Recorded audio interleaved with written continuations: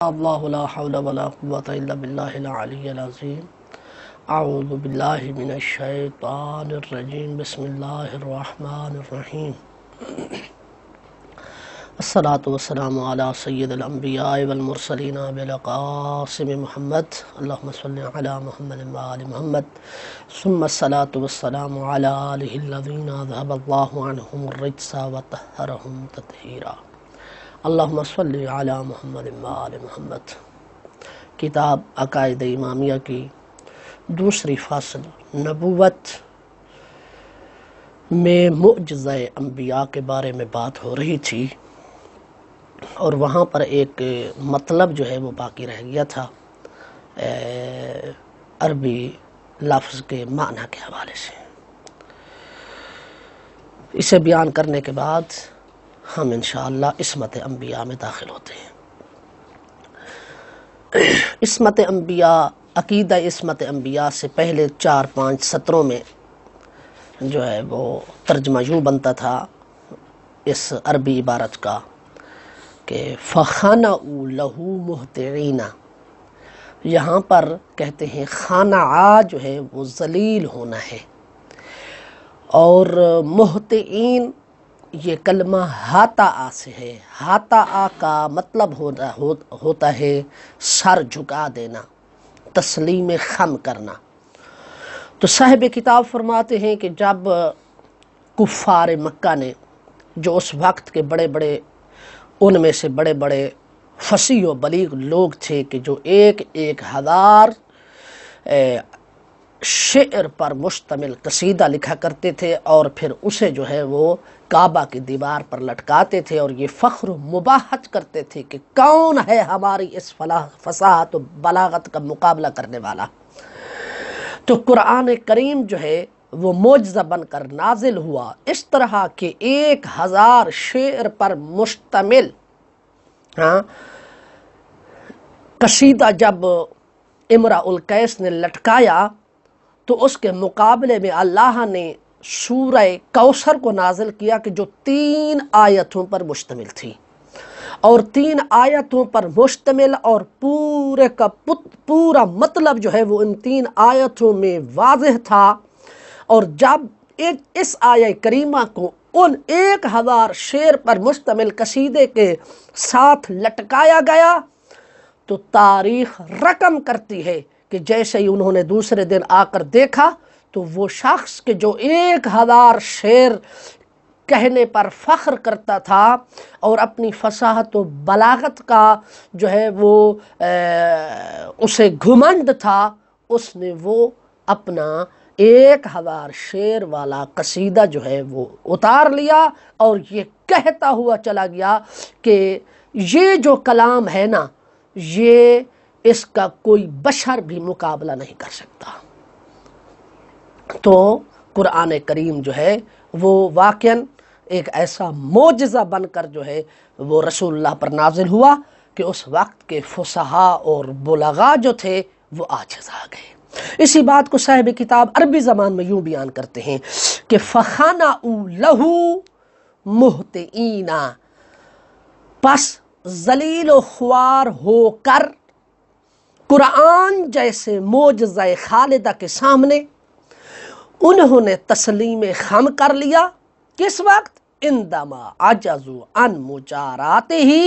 کہ جب وہ قرآن جیسی کلام کو اپنی زبان پر جاری کرنے سے عاجز آ گئے، وَقَصَرُوا عَنِ اللِّحَاقِ بِغُبَارِهِ،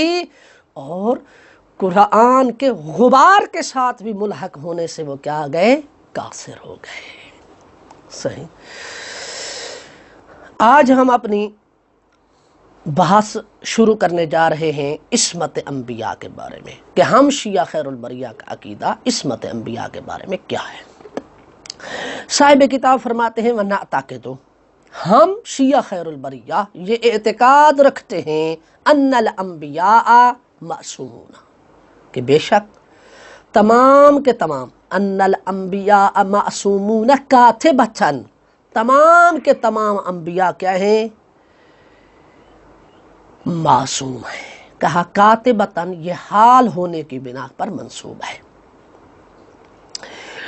اور کاتبتاً جہاں بھی آپ عربی زبان میں دیکھیں اور کسی عبارت میں بھی دیکھیں وہاں یہ حال ہی واقع ہوتا ہے۔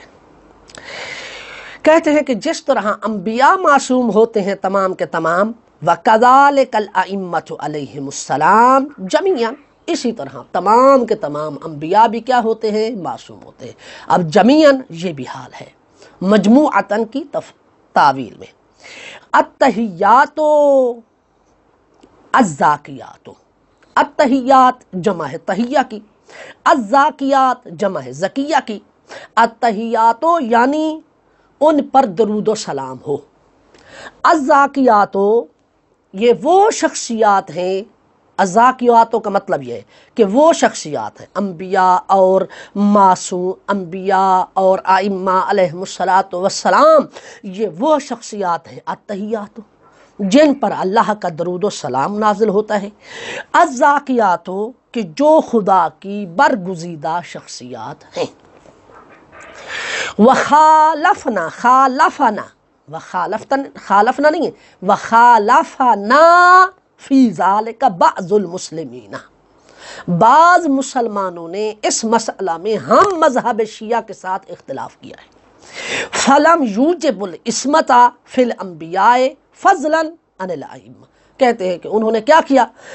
بعض مسلمانوں نے مذہب شیعہ کے ساتھ اختلاف کیا اس بات میں کہ انہوں نے انبیاء میں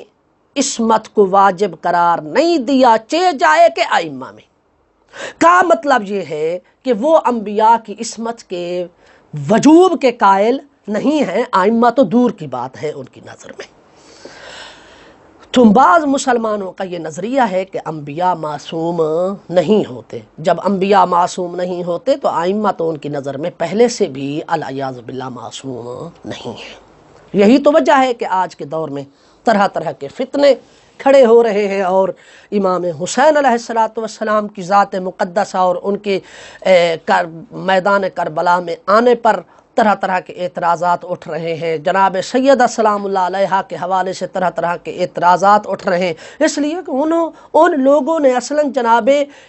ان لوگوں نے آل اطہار کو کہ جو عصمت و طہارت کے پیکر تھے انہیں معصوم مانا ہی نہیں۔ جب معصوم نہیں مانا کا مطلب یہ ہے کہ وہ ہماری طرح، جس طرح ہم خطا کار ہیں وہ بھی العیاذ باللہ خطا کار ہیں۔ نستجیر باللہ من ذالک، ہم شیعہ خیر البریہ ایسے عقیدے سے خدا کی پناہ مانگتے ہیں، اور ہم شیعہ خیر البریہ کا یہ عقیدہ ہے کہ جس طرح انبیاء معصوم ہیں اسی طرح جناب رسول خدا کے جو خلفاء ہیں، چہاردہ معصومین جنہیں کہا جاتا ہے، وہ بھی معصوم ہیں۔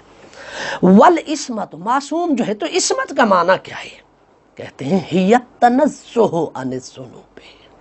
کا مطلب یہ ہے کہ وہ تنزہ، ہی التنزہ عن الذنوب والمعاصی صغائرہا وکبائرہا،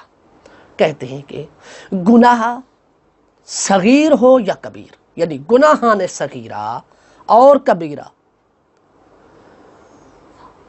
تمام کے تمام گناہوں سے پاک و پاکیزہ ہونے کا نام کیا ہے؟ عصمت ہے۔ العصمت ہی التنزہ عن الذنوب والمعاصی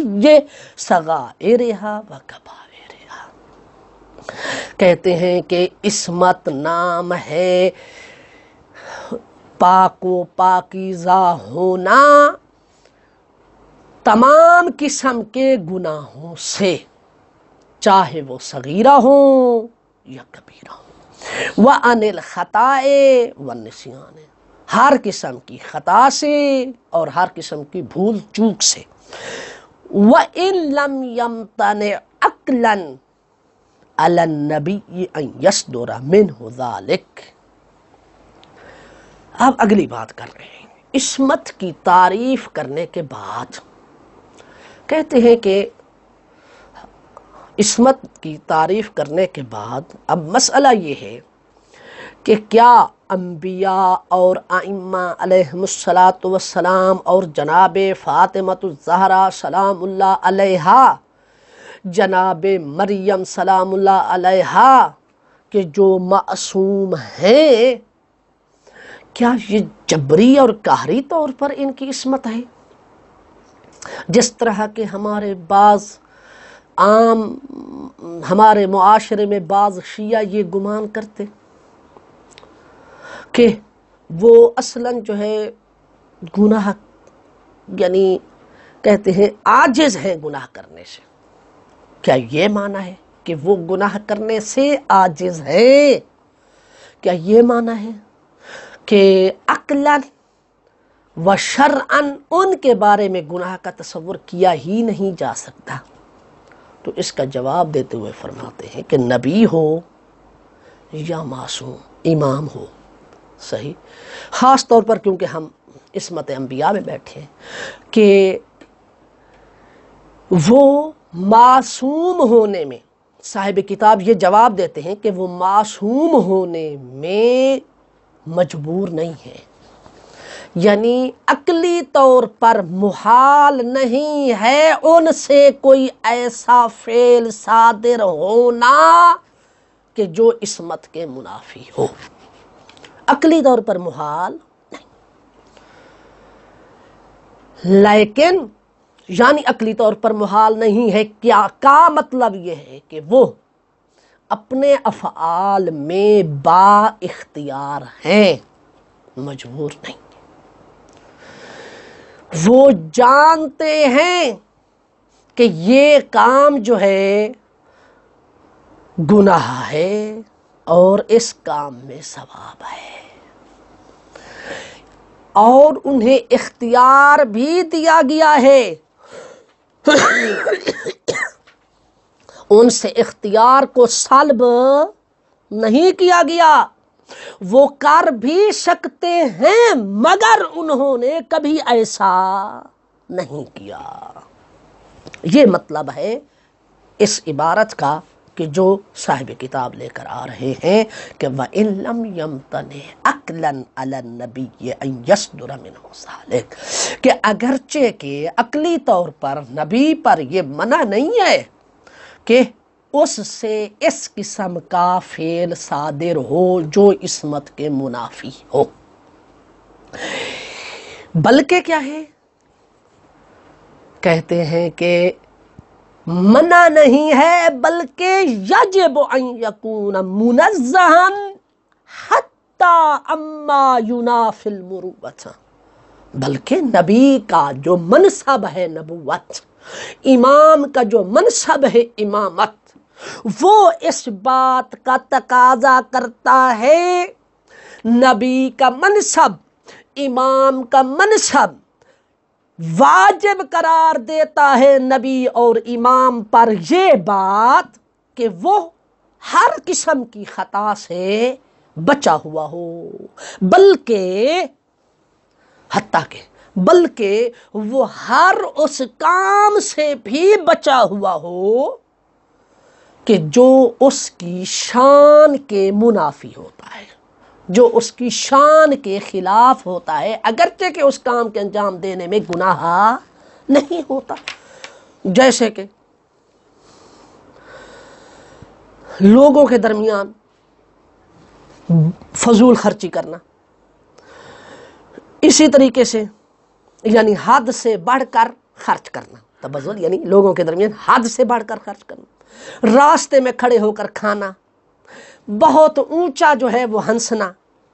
ہاں، اور ہر وہ کام کرنا کہ جسے عرف جو ہے وہ اچھا نہ سمجھے. کہتے کہ یہ وہ کام ہیں اگرچہ کہ یہ گناہ میں شمار نہیں ہوتے، لیکن یہ شخصیت کی شان اور اس کی مروت کے خلاف ہیں. کہتے اس قسم کے کام بھی نبی اور امام سے صادر نہیں ہوتے، چہ جائے کہ نبی سے خطا اور نسیان یا کوئی گناہ صغیرہ کبیرہ کا صادر ہونا.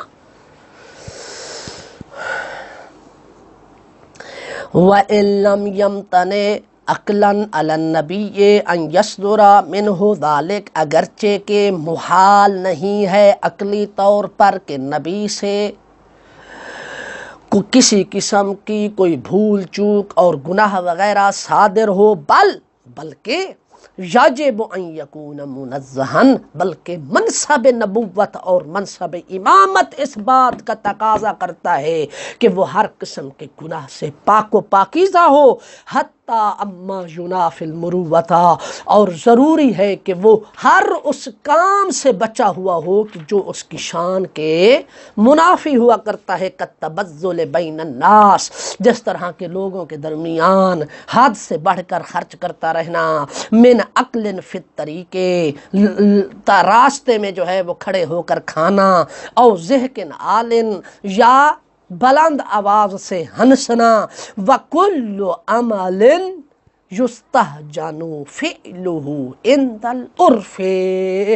اور ہر وہ عمل کہ جس کا انجام دینا عرف عام میں کبھی ہی ہوا کرتا ہے، نبی اور امام کے لیے ایسا کرنا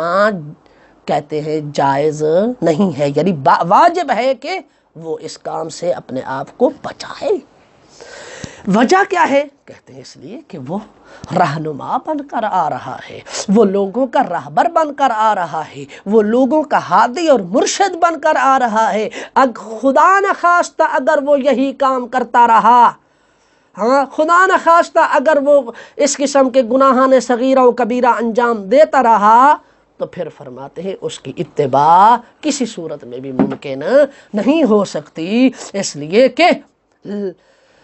امام کا فرمان ہے لا طاعۃ لمخلوق فی معصیۃ الخالق، جب خدا کی نافرمانی ہو رہی ہو تو اس وقت مخلوق کی اتباع نہیں کرنی، جب کہ رسول اور امام جو ہوتے ہیں، رسول کے بارے میں خدا قرآن مجید میں فرماتا ہے وما ارسلنا من رسول الا لیطاع باذن اللہ، کہ ہم نے رسولوں کو بھیجا یہ اس لیے ہے تاکہ اللہ کے حکم سے ان کی کیا کی جائے؟ اتباع کی جائے۔ اور العیاذ باللہ اگر وہ کسی گناہ صغیرہ اور کبیرہ میں مبتلا ہوئے تو پھر کہتے ہیں کہ خدا نخواستہ انہوں نے کوئی گناہ صغیرہ اور کبیرہ کر دیا اور ہم پر واجب ہے ان کی اطاعت کرنا، کا مطلب یہ ہے کہ ہم پھر ان کے قول اور فعل چاہے وہ العیاذ باللہ گناہ پر مشتمل ہو چاہے وہ ثواب پر مشتمل ہو، ہم نے ان کی کرنی ہے اتباع۔ کہتے جب ہم نے اتباع کرنی ہے تو جو بیست کا مقصد ہے وہ فوت ہو جائے گا، بیست کا مقصد ہے لوگوں کی ہدایت، اور خدا نخواستہ اگر ہم نبی اور امام کے لیے جائز قرار دے دیں کہ وہ برا فعل انجام دیتا ہے تو ہم پر برے فعل کی اتباع کیا ہو جائے گی؟ واجب ہو جائے گی۔ تو وہ نبی کے جو لوگوں کی ہدایت کے لیے آیا تھا، صحیح وہی نبی خود برا کام العیاذ باللہ انجام دے رہا ہے تو پھر لوگ کدھر جائیں گے؟ تو لہذا یہ عقیدہ درست نہیں ہے، نہ ہی عقلاً اور نہ ہی نقلاً۔ تو لہذا عقل بھی منع کر رہی ہے کہ نبی کے غیر معصوم ہونے والا عقیدہ رکھنا، اور نقل بھی منع کر رہی ہے، بلکہ عقل اس بات کا حکم لگاتی ہے کہ نبی کا معصوم ہونا ضروری ہے، اسی طرح نقل یعنی قرآن اور حدیث بھی اس بات کا حکم لگاتی ہیں کہ نبی کا معصوم ہونا ضروری ہے۔ والدلیل علی وجوب العصمت، کہتے ہیں کہ عصمت کے وجوب پر دلیل کیا ہے؟ کہا قرآن مجید میں آتے ہیں، قرآن مجید میں اللہ تعالیٰ کیا فرماتے ہیں؟ قال انی جاعلک للناس اماما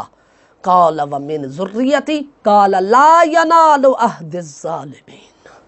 سورہ بقرہ آیت نمبر 124 میں ارشاد رب العزت ہوا کہ جب جناب ابراہیم علیہ السلام کو امامت عطا ہوئی تو ارشاد رب العزت ہوا انی جاعلک للناس اماما، اے میرے حبیب میں تجھے لوگوں کا امام قرار دے رہا ہوں، منصب امامت رہبری عطا کر رہا ہوں لوگوں کی۔ جو قال ومن ذریتی، یہ منصب امامت جناب ابراہیم نے عرض کی میرے اللہ میری اولاد میں بھی رکھ دینا، تو ارشاد ہوا لا ینال عہد الظالمین، یہ منصب امامت تیری ذریت میں رکھوں گا مگر جو ظالم لوگ ہوں گے انہیں یہ عہدہ نصیب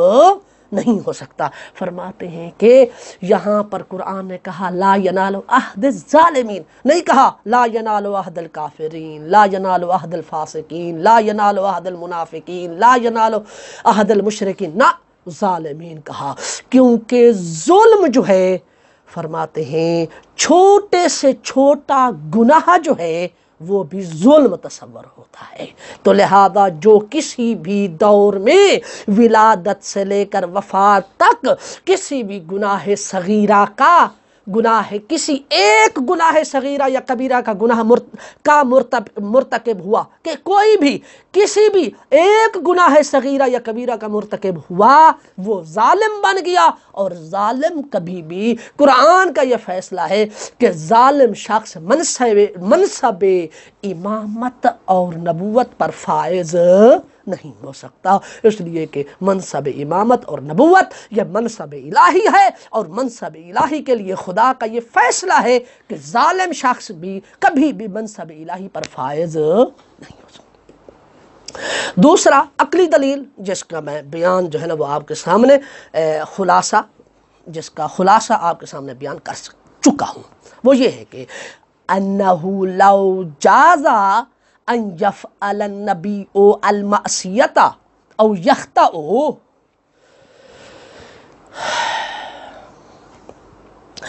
یخطأ وینسا وصدر منہ شیء من ھذا القبیل، کہتے ہیں اگر ہم جائز قرار دے دیں اس بات کو کہ نبی گناہ کر سکتا ہے، نبی خطا کر سکتا ہے، نبی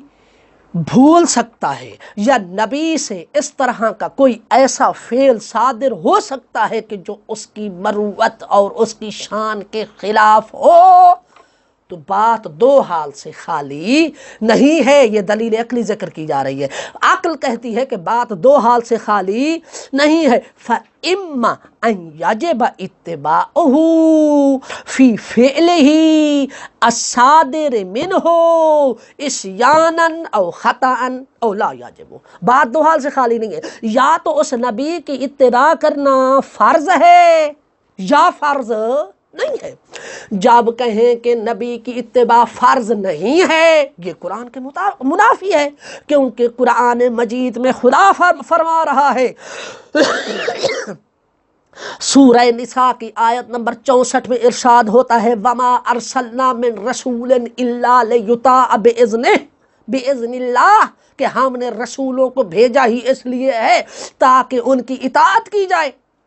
تو اگر یہ کہا جائے کہ نبی کی اطاعت کرنا واجب نہیں ہے تو یہ قرآن کی سراسر مخالفت ہے، اور اگر کہیں کہ نبی کی اطاعت کرنا واجب ہے،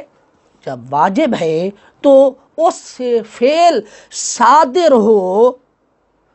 ہر فعل کے جو اس سے صادر ہو،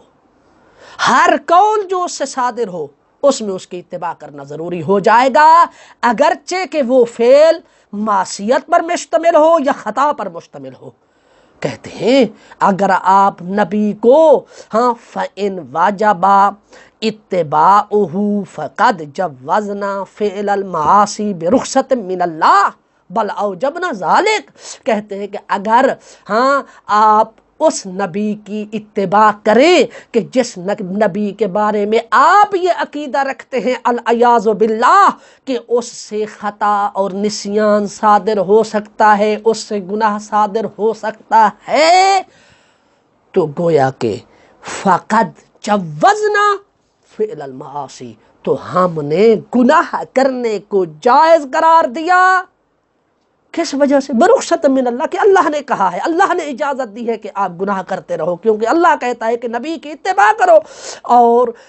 العیاذ باللہ اگر نبی کو غیر معصوم قرار دے تو نتیجہ یہ ہوگا کہ نبی خدا نخواستہ گناہ بھی کرے، تو بل اوجبنا ذالک، ہم پر ضروری ہے کہ ہم نبی کی اتباع کریں، وہ گناہ کرے اس میں بھی اتباع کرنی ہے، وہ اچھا کام کرے اس میں بھی اتباع کرنی ہے۔ وَهَذَا بَاطِلٌ بِضَرُورَةِ الدِّينِ وَالْعَقْلِ، فرماتے ہیں عقل بھی اس کا انکار کرتی ہے اور ضروریات دین میں اس کا انکار کرتی ہے۔ نہ دین اس بات کی اجازت دیتا ہے، نہ عقل اس بات کی اجازت دیتی ہے کہ ہم العیاذ باللہ نبی کے لیے کہیں کہ وہ گناہ کر سکتا ہے اور اس کی اتباع کرنا کیا ہے ہم پر واجب ہے، تو لہذا اگر وہ گناہ بھی کرے تو گناہ میں بھی ہم پر اتباع کرنا واجب ہو جائے گی، جبکہ عقل بھی اس بات کا حکم لگاتی ہے اور ضرورت دین یعنی دین بھی اس بات کا تقاضا کرتا ہے کہ مخلوق کی اطاعت وہاں نہیں کرنی جہاں پر خالق کی نافرمانی ہو رہی ہو۔ لہذا یہ نظریہ رکھنا کہ العیاذ باللہ نبی جو ہے وہ معصوم نہیں ہوتا، نبی جو ہے وہ صغیرہ اور کبیرہ گناہ انجام دے سکتا ہے، یہ قرآن اور عقل کی نظر سے کیا ہے؟ باطل ہے۔ وَإِن لَّمْ يَجِبْ اتِّبَاعُهُ، اور اگر ہم کہیں کہ نبی کی اتباع واجب نہیں ہے، فَذَلِكَ يُنَافِي النُّبُوَّةَ، یہ تو اصلا نبوت کی منافی ہے، الَّتِي لَا بُدَّ أَن تَقْتَرِنَ بِوُجُوبِ الطَّاعَةِ أَبَدًا، کہ جس کے بارے میں تو قرآن کہہ رہا ہے کہ نبی کی اطاعت کرنا ہمیشہ کیا ہے؟ واجب ہے۔ وہ نبوت کہ جس کے ساتھ اللہ نے اطاعت کے واجب ہونے کو ہمیشہ کے لیے ملا دیا ہے۔ الا ان کل شیء یقع منہ من فعل او قول فنحن نحتمل فیہ المعصیۃ او الخطأ، کہتے ہیں کہ آپ کیا کر رہے ہیں، کدھر یہ عقیدہ لے کر جا رہے ہیں کہ نبی معصوم نہیں ہوتا؟ خیر تو ہے آپ کو، اس بات پر بنا رکھتے ہوئے کہ نبی معصوم نہیں ہوتا تو نتیجہ کیا نکلے گا کہ ان کل شیء یقع منہ من فعل او قول، کہ ہر وہ شے کہ جو قول اور فعل کے حوالے سے نبی سے صادر ہو تو امت کیا کرے گی؟ فنحن نحتمل، ہم امتی لوگ احتمال دیں گے نبی کے قول اور فعل میں المعصیۃ بالخطا، کہ ہو سکتا ہے کہ یہ نبی جو ہے وہ گناہ کر رہا ہو سکتا ہے نبی جو ہے وہ خطا پر ہو،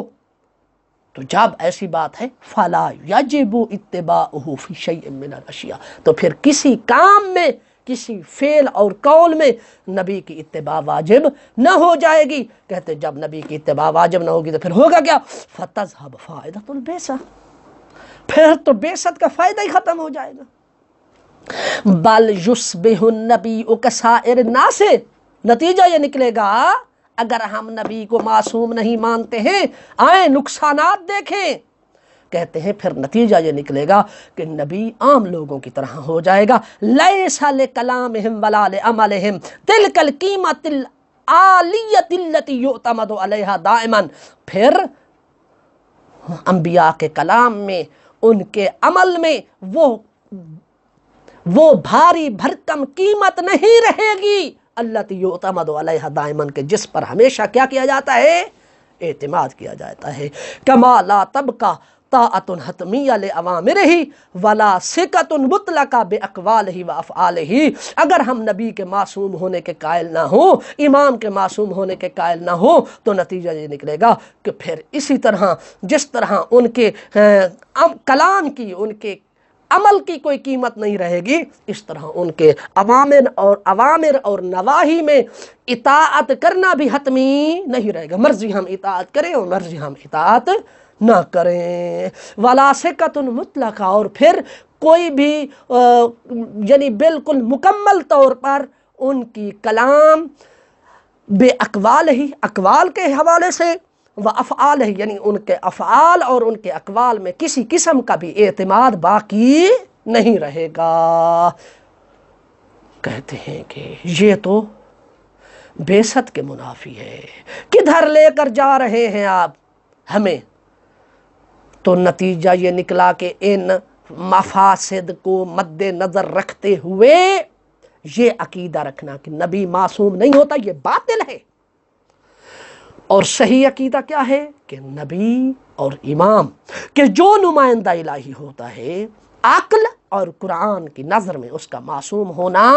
ضروری ہے۔ وَهَذَا الدَّلِيلُ عَلَى الْعِصْمَةِ يَجْرِي عَيْنًا فِي الْإِمَامِ، وہی عصمت کی وہ تمام ادلہ کے جو ہم نے نبی میں جاری کی ہیں، وہ تمام کی تمام بے عینہا